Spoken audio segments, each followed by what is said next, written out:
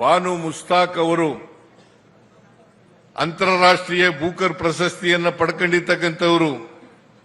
ಅವರು ಈ ಸಾರಿ ದಸರಾ ಉದ್ಘಾಟನೆ ಮಾಡಿರ್ತಕ್ಕಂಥದ್ದು ಸರಿಯಾಗಿದೆ. ಕನ್ನಡ ನಾಡಿಗೆ ಗೌರವವನ್ನು ತರ್ತಕ್ಕಂಥ ಕೆಲಸ ಆಗಿದೆ ಅಂತಕ್ಕಂಥ ಮಾತುಗಳನ್ನ ಹೇಳಲಿಕ್ಕೆ ಬಯಸ್ತಾ ಇದ್ದೇನೆ.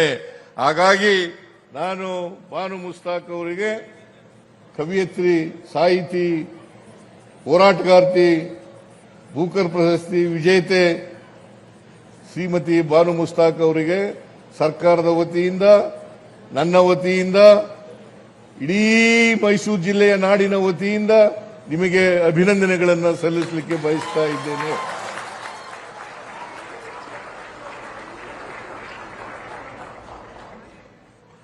ಬಹಳ ಚೆನ್ನಾಗಿ ಮಾತಾಡಿದ್ರು ಅಲ್ವಾ? ನೀವೆಲ್ಲ ಕೇಳಿದ್ದೀರಲ್ಲ.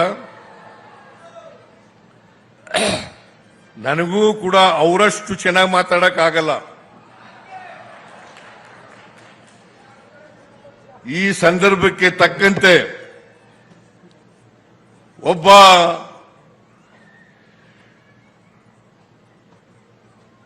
ಕವಿಯತ್ರಿಯಾಗಿ, ಸಾಹಿತಿಯಾಗಿ, ಉದ್ಘಾಟಕರಾಗಿ ಬಹಳ ಅರ್ಥಗರ್ಭಿತವಾಗಿ ಮಾತಾಡಿದ್ದಾರೆ.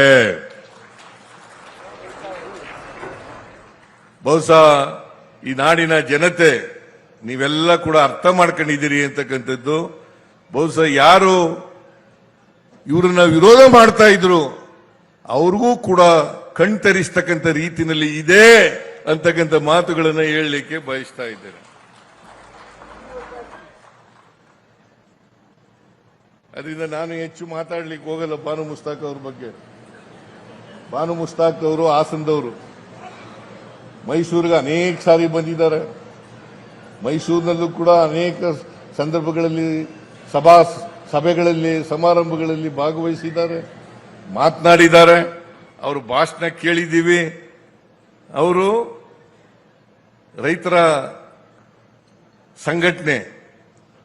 ರೈತ ಸಂಘಟನೆಯಲ್ಲಿ ಭಾಗವಹಿಸಿದ್ರು, ದಲಿತ ಸಂಘಟನೆಗಳಲ್ಲಿ ಭಾಗವಹಿಸಿದ್ರು.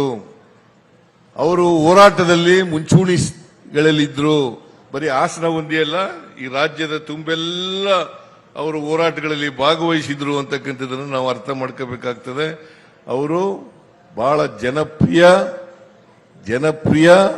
ಸಾಹಿತಿ, ಹೋರಾಟಗಾರ್ತಿ, ಅದಕ್ಕಿಂತ ಬಹಳ ಮುಖ್ಯವಾಗಿ ಕನ್ನಡದ ಸಾಹಿತಿ. ಒಬ್ಬ ಮುಸ್ಲಿಂ ಮಹಿಳೆಯಾದರೂ ಕೂಡ ಕನ್ನಡದ ಸಾಹಿತಿ, ಕನ್ನಡದ ಲೇಖಕಿ, ಕನ್ನಡದ ಹೋರಾಟಗಳಲ್ಲಿ ಭಾಗವಹಿಸಿರ್ತಕ್ಕಂಥದ್ದು. ಅದರಿಂದ ನಾವು ಇದನ್ನು ಅರ್ಥ ಮಾಡ್ಕೋಬೇಕಾಗ್ತದೆ. ಲೇಟೆಸ್ಟ್ ಹಾಗೂ ಇಂಟ್ರೆಸ್ಟಿಂಗ್ ಸುದ್ದಿಗಳಿಗಾಗಿ ಬಾಸ್ ಟಿವಿ ಕನ್ನಡ ಚಾನೆಲ್ನ ಸಬ್ಸ್ಕ್ರೈಬ್ ಮಾಡಿ. ಹಾಗೆಯೇ ಬೆಲ್ ಐಕಾನ್ ಪ್ರೆಸ್ ಮಾಡಿ. ಇದರ ಜೊತೆಗೆ ಫೇಸ್ಬುಕ್, ಇನ್ಸ್ಟಾಗ್ರಾಮ್, ಎಕ್ಸ್ ನಲ್ಲೂ ಮಿಸ್ ಮಾಡದೆ ಫಾಲೋ ಮಾಡಿ.